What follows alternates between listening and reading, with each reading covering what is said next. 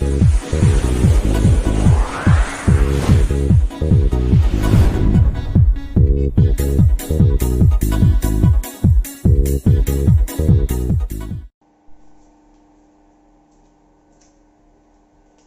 Friends, मैं नीलम चौधरी आज एक बार फिर से आपके अपने YouTube channel study with Baba sir में आपका स्वागत करती हूँ। तो ओपन पढ़ लेते हैं चैप्टर नंबर 8 कार्बन एवं उसके यौगिक।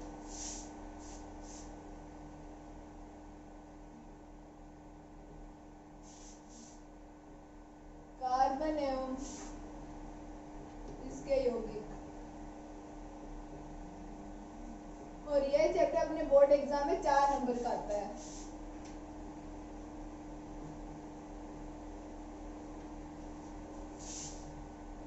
तो कल अपन ने पढ़ लिया था, सामान्य जानकारी पढ़ ली थी, फिर अपन ने इनके गुण पढ़ लिए थे। आज अपन पढ़ेंगे हाइड्रोकार्बन एवं इसका वर्गीकरण और कार्बन यौगिकों की नाम पद्धति। हाइड्रोकार्बन एवं इसका वर्गीकरण और कार्बनिक यौगिकों की नाम पद्धति। तो अपन सबसे पहले ये देखते हैं कि हाइड्रोकार्बन क्या होता है। हाइड्रोजन और कार्बन से मिलकर बनने वाले यौगिक को बोलते हैं अपन हाइड्रोकार्बन, जिसमें कार्बन भी उपस्थित होता है और हाइड्रोजन भी। जिस कार्बनिक यौगिक में ये हाइड्रोजन और कार्बन दोनों तत्व उपस्थित होते हैं उसे अपन बोलते हैं हाइड्रोकार्बन। जैसे अपन एग्जांपल लेते हैं CH4, मेथेन। मेथेन में कार्बन भी है और हाइड्रोजन भी है। C2H2 तो इसमें भी कार्बन भी है और हाइड्रोजन भी है। तो अपन देखते हैं कि जो कार्बन होता है वो कभी भी मुक्त अवस्था में नहीं रहता है, ये अन्य किसी तत्व से संयोग करके कार्बनिक यौगिक बना लेता है। जैसे कार्बन कार्बन के साथ क्रिया कर लेता है, कार्बन ऑक्सीजन के साथ क्रिया कर लेता है, नाइट्रोजन के साथ क्रिया कर लेता है, क्रिया करके कार्बनिक यौगिक बना लेता है, कभी भी मुक्त अवस्था में नहीं रहता है। तो हाइड्रोजन और कार्बन और हाइड्रोजन से मिलकर बनने वाले यौगिक को हाइड्रोकार्बन कहते हैं।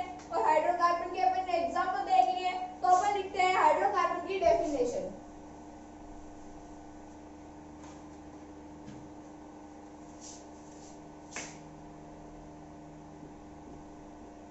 हाइड्रोकार्बन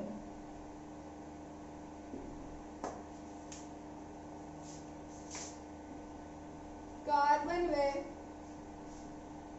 हाइड्रोजन से मिलकर बनने वाले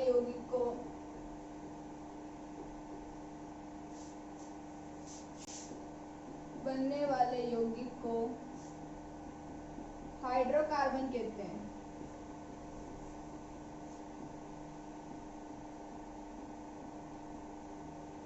और अगर आपसे हाइड्रोकार्बन का एग्जांपल पूछा जाए तो आप लिख सकते हो मेथेन, एथीन।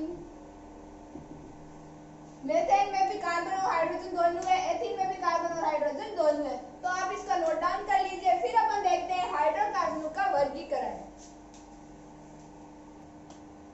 अब अपन देखते हैं हाइड्रोकार्बन का वर्गीकरण।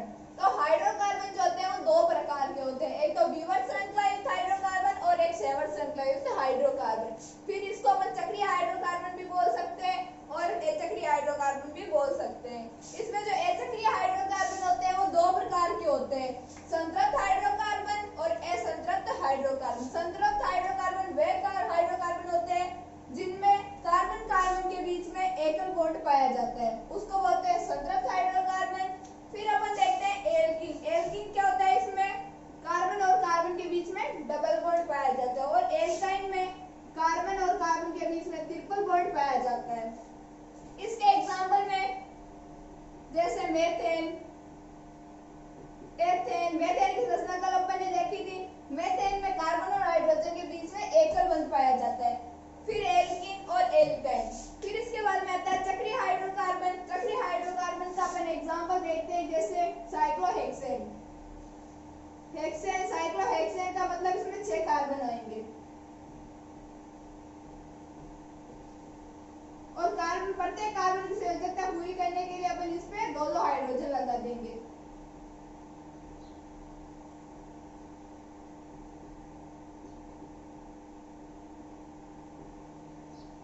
यह हो गई साइक्लोहेक्सेन की संरचना। और सहवर्त श्रृंखला युक्त अगर आप एग्जाम में पूछा जाए आपसे तो आप इसका एग्जांपल ये लिख सकते हो साइक्लोहेक्सेन। फिर इसके बाद में आता है कि चक्रीय हाइड्रोकार्बन जो होते हैं वो भी दो प्रकार के होते हैं, एलिफेटिक और एरोमेटिक। एलिफेटिक जो होते हैं बिना धुएं के साथ जलते हैं,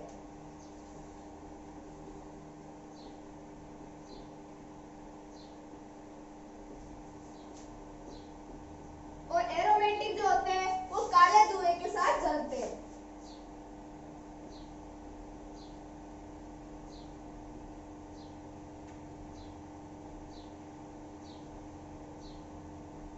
जैसे अपन इसमें एग्जांपल लिख सकते हैं बेंजीन।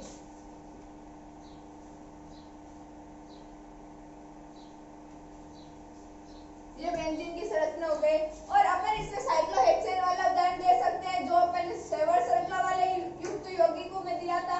तो इसमें अपन ने लिख लिया जैसे CH2 CH2 CH2 CH2, यहाँ CH2 और यहाँ CH2, यहाँ CH2। तो यहाँ दो हाइड्रोजन पहले से है और दो ये बॉन्ड हो गए, तो चार हाइड्रोजन हो गए।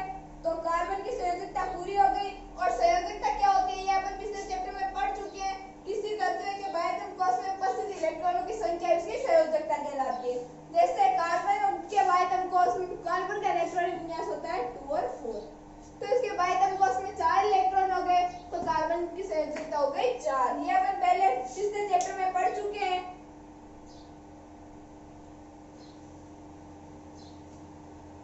और ये हो गया बेंजीन। बेंजीन की संरचना कल भी अपन ने देखी थी और ऐसे भी अपन बेंजीन की संरचना बना सकते हैं। और ये हो गया साइक्लोहेक्सेन, ये एलिफेटिक का एग्जांपल है।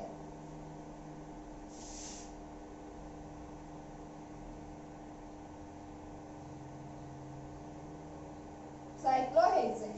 तो मैं एक बार फिर से आपको ये पूरी टेबल दोबारा बता देती हूँ। हाइड्रोकार्बन दो प्रकार के होते हैं, चक्रीय हाइड्रोकार्बन और अचक्रीय हाइड्रोकार्बन। इसको आप सेवर श्रृंखला युक्त यौगिक हाइड्रोकार्बन भी बोल सकते हो और विवर्त श्रृंखला युक्त हाइड्रोकार्बन भी बोल सकते हो। फिर इसके बाद में आता है कि जो अचक्रीय हाइड्रोकार्बन होते हैं वो भी दो प्रकार के होते हैं, संतृप्त हाइड्रोकार्बन और असंतृप्त हाइड्रोकार्बन। संतृप्त हाइड्रोकार्बन की डेफिनेशन यह होती है कि जब कार्बन और कार्बन के बीच में एकल बॉन्ड पाया जाता है तो उसे संतृप्त हाइड्रोकार्बन कहते हैं। जैसे मेथेन की मैं आपको फिर से संरचना बना के बता देती हूँ। जैसे ये कार्बन हो गया और 4 हाइड्रोजन है, तो ये अपन ने लगा दिए 4 हाइड्रोजन। तो कार्बन और हाइड्रोजन के बीच में एकल बॉन्ड आ रहा है, तो ये हो गई संतृप्त हाइड्रोकार्बन। फिर इसके बाद में देखते हैं जैसे अपन एल्कीन में अपन एथीन का एग्जांपल देखते हैं। तो एक में 2 कार्बन होते हैं, ये अपन आगे पढ़ेंगे।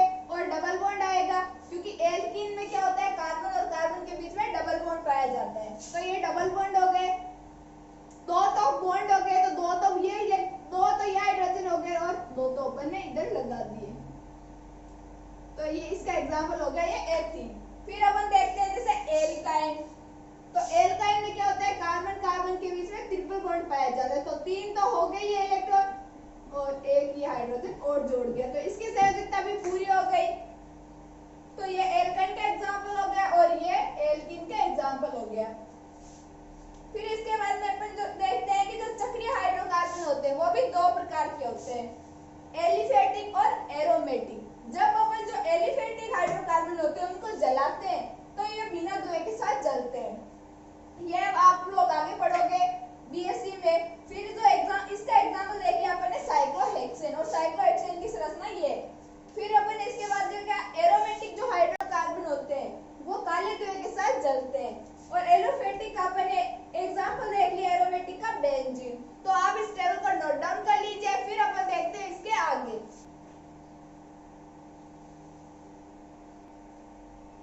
अब अपन ने हाइड्रोकार्बन में इसका वर्गीकरण तो पढ़ लिया। अब अपन पढ़ेंगे कार्बन यौगिकों की नाम पद्धति। कार्बन यौगिकों की नाम पद्धतियां 3 है, रूढ़ पद्धति, व्युत्पन्न पद्धति और आईयूपीएसी पद्धति। सबसे पहले अपन पढ़ेंगे रूढ़ पद्धति।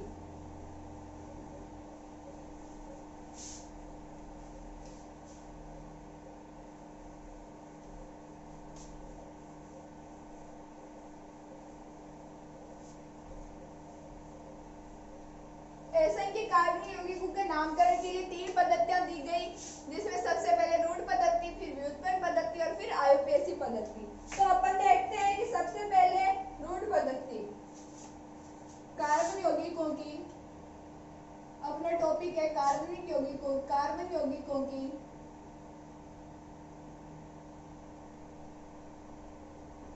यौगिकों की नाम पद्धति।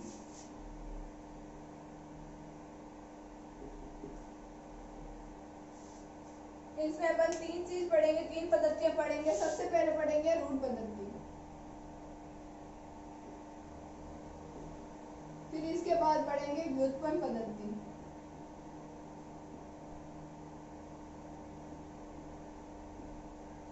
और लास्ट में अपन पढ़ेंगे आयुर्पेशी।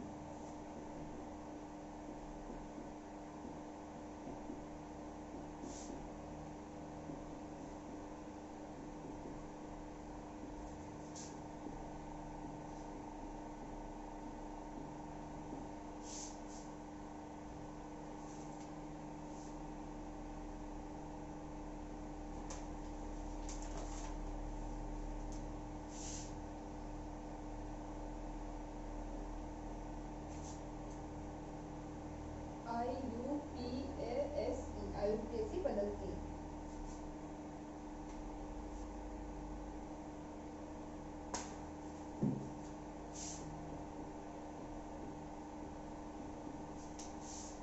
आयुर्पेशी पद्धति। तो अब अपन सबसे पहले देखते हैं रूढ़ पद्धति। तो कार्बनिक यौगिकों का नामकरण करने के लिए सबसे पहले जो पद्धति दी गई उसको अपन रूढ़ पद्धति, वो है रूढ़ पद्धति। अब अपन सबसे पहले पढ़ते हैं रूढ़ पद्धति। अब अपन पढ़ते हैं रूढ़ पद्धति के अनुसार नामकरण।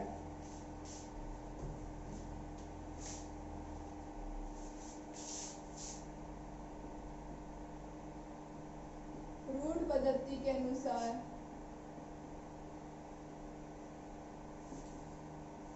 नामकरण। इसकी भी अपन टेबल पढ़ेंगे। सूत्र,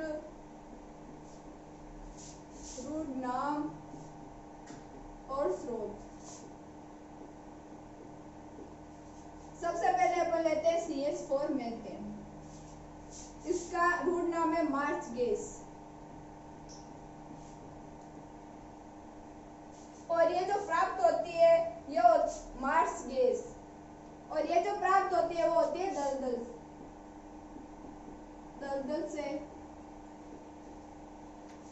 मार्च मशीनों से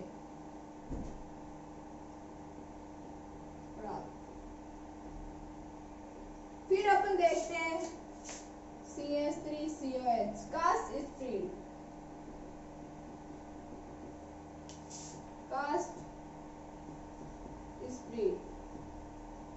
ये कास्ट स्प्रीड जो प्राप्त होती है वो होती है लकड़ी के भंजक आसवन से। लकड़ी का इंग्लिश में बोलते हैं कास्ट, तो ये हो गई कास्ट स्प्रीड।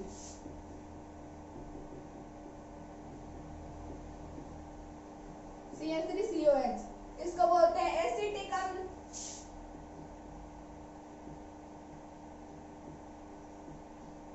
ये जो प्राप्त होता है वो होता है सिरके के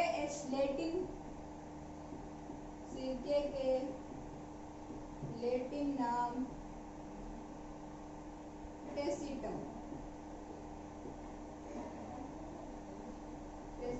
से लिया गया।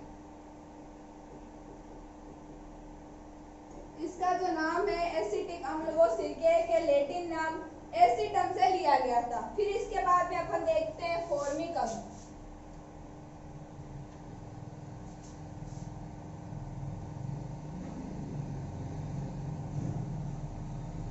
फॉर्मिक अम्ल जो होता है वो चींटी के डंक में पाया जाता है,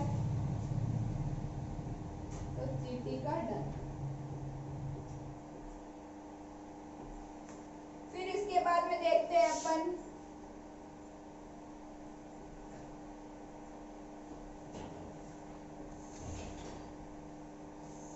लैक्टिक अम्ल।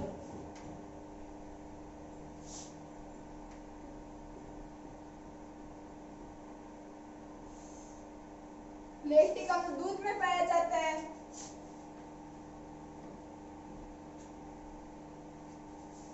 लैक्टम दूध से।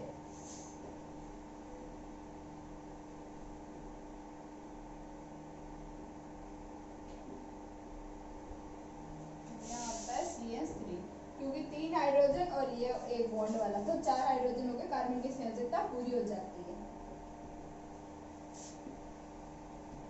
अब अपन देखते हैं रूढ़ पद्धति के अनुसार नामकरण। तो सबसे पहले अपन ने लिया मेथेन, तो मेथेन को बोलते हैं मार्स गैस।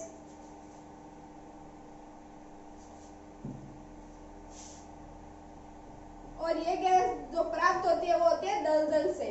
फिर इसके बाद में देखते हैं अपन CH3COH, इसको बोलते हैं कास्ट स्प्रिट। ये लकड़ी के भंजक आसवन से प्राप्त होता है, क्योंकि कास्ट को अपन लकड़ी को अपन इंग्लिश में बोलते हैं कास्ट। फिर इसके बाद में आता है एसिटिक अम्ल। तो एसिटिक अम्ल जो होता है वो सिरके के लैटिन नाम एसिटम से लिया गया, क्योंकि जो एसिटिक अम्ल होता है वो सिरके में पाया जाता है। फिर इसके बाद में अपन देखते हैं फॉर्मिक अम्ल। फॉर्मिक अम्ल फार्मिका चीटी का अम्ल। फॉर्मिक अम्ल चीटी के टैंक में पाया जाता है। फिर अपन देखते हैं लैक्टिक अम्ल। तो लैक्टिक अम्ल दूध में पाया जाता है, लैक्टम दूध से प्राप्त होता है। तो आप पहले इस टेबल को नोट डाउन कर लीजिए, फिर अपन देखते हैं आगे।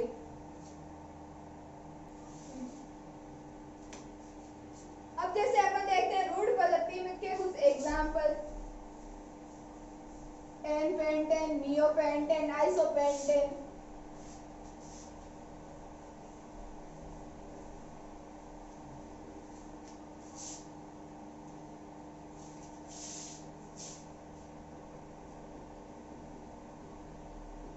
पेंटेन, पेंटेन में 5 कार्बन होते हैं, ये अपन आगे पढ़ेंगे।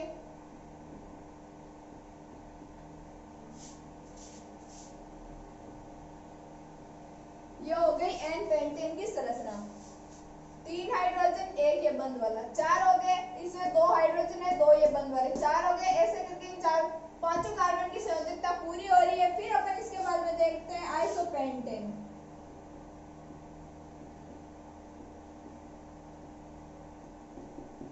आइसो, अगर ये एक समूह कहीं भी दिख जाए आपको तो उसको बोलेंगे आइसो, और आगे जितने और कार्बन होंगे उसके अनुसार उसका नामकरण कर देंगे।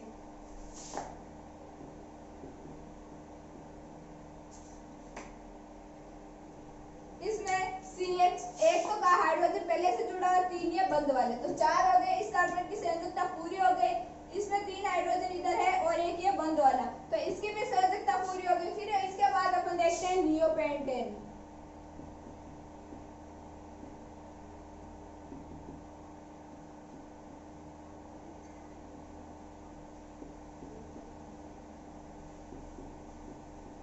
अगर ऐसा समूह आपको कहीं दिख जाए तो उसको बोलते हैं नियो, और अपन को बनाना है नियोपेंटेन। पेंटेन में 5 कार्बन होते हैं, 1 2 3 4 5, 5 कार्बन हो गए और पांचों कार्बन की संयोजकता पूरी हो रही है, तो ये हो गई नियोपेंटेन। तो आप इन तीनों एग्जांपल को नोट डाउन कर लीजिए। फिर अपन आगे पढ़ते हैं व्युत्पन्न पद्धति।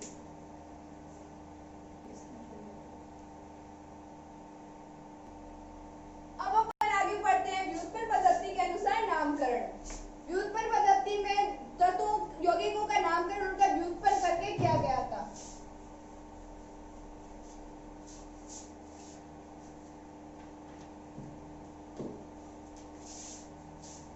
सेकंड पद्धति आती है व्युत्पन्न पद्धति। व्युत्पन्न पद्धति के अनुसार नामकरण।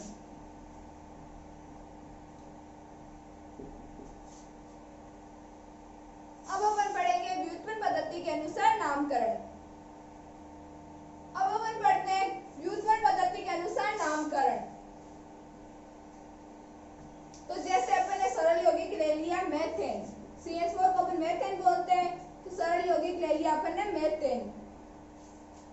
फिर अपन ने इसका व्युत्पन्न यौगिक बनाया